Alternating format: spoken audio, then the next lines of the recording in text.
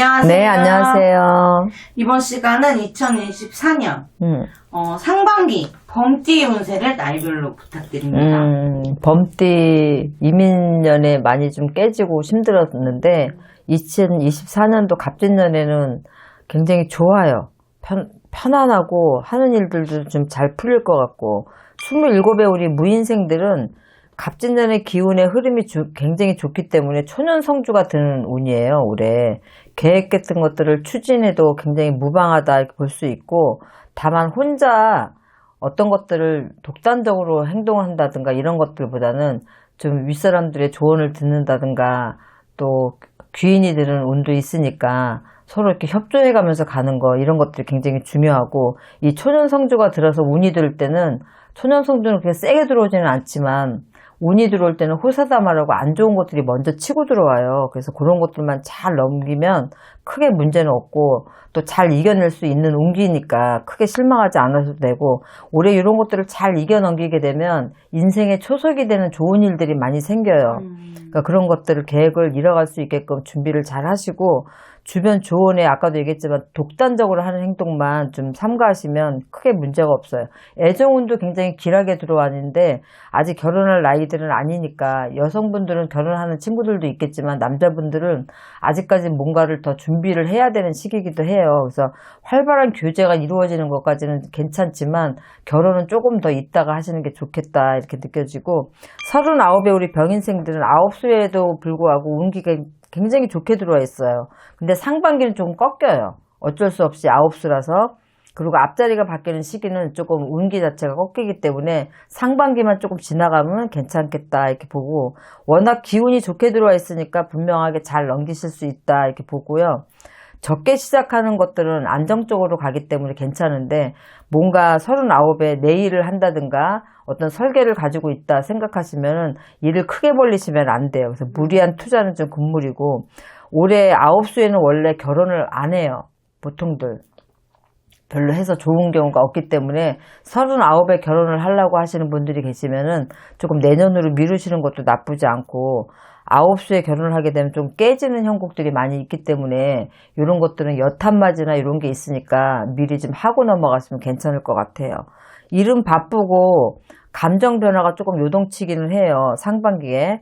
그런 가운데서도 귀인의 운이 드니까 상반기만 잘 넘기시면은 뭐 대인관계도 좋으니까 그런 부분들도 조금 더 신경 써서 나한테 귀인이 돌아오는 그런 운기를 잘 잡으시면은 39수라고 하더라도 병인생들 괜찮으니까 힘들 내셨으면 좋겠고, 쉬운 하나의 우리 갑인생들은 용과 범이 만나서 운기가 조금 꺾이기는 하지만 운기 자체는 나쁘다고 볼 수는 없어요. 올해 이동변동이 굉장히 많아서 새로운 일을 벌리거나 이직이나 이런 큰 변화를 주는 것들은 사실상 이롭지가 못해요. 그래서 기존에 내 거를 조금 지키고 가는 게 좋고, 이직을 하더라도 갈 곳을 만들어 놓고 하는 것들이 분명하게 좋지, 미리 그만두고 새로운 곳을 구하려고 하면 조금 기간이 길어질 수밖에 없다. 그래서 그런 것들을 좀 주의 깊게 생각을 좀 하시고, 그대로 유지하고 지키면 올해 갑진년 같은 경우에는 무사히 넘기고, 오히려 큰 변화보다는 현재 일에 더 중요시 여기고 그걸 지키는 것들이 오히려 나중에 하반기로 갈수록 내가 걷어들이는 것들이 있고 실현되는 것들이 더 있다 이렇게 생각하시면 될 것 같아요.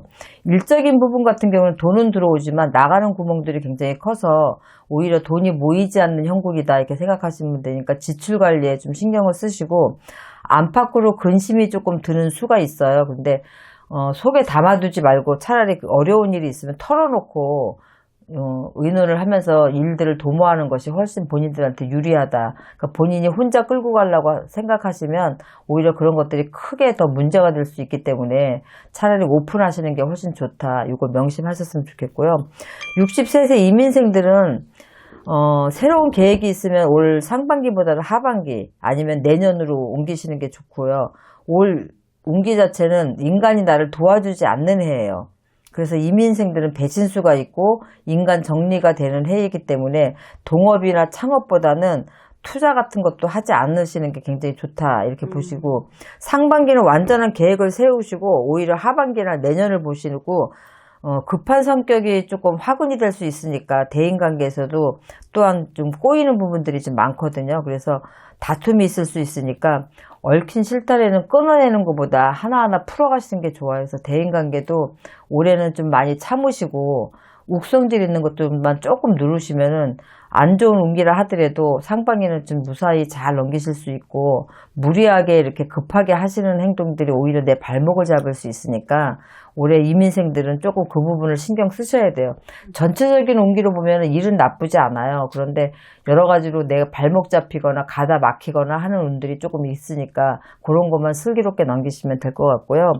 75세 경인생들은 자존심과 고집이 굉장히 많이 세세요. 독단적이시고. 그래서 그 욕심을 조금 내려놓으시면은 평탄하고 무탈한 해다 이렇게 보여져요.